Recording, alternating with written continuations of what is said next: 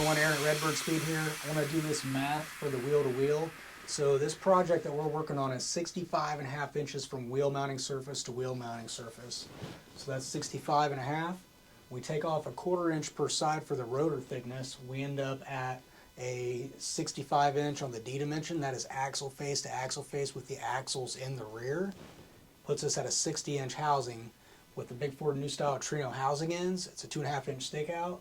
So you go from 65 inches with axles minus 2.5 per side, 60 inch housing. So that's 60 inches from housing end to housing end.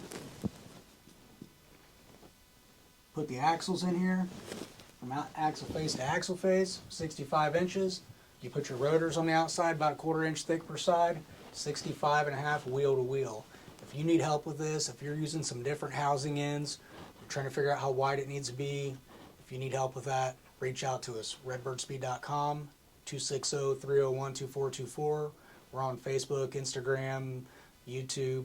You can get us at a variety of places. So if you have any questions, reach out to us. We're going to start talking about axles. Thanks for watching this series. We appreciate it. Have a good one.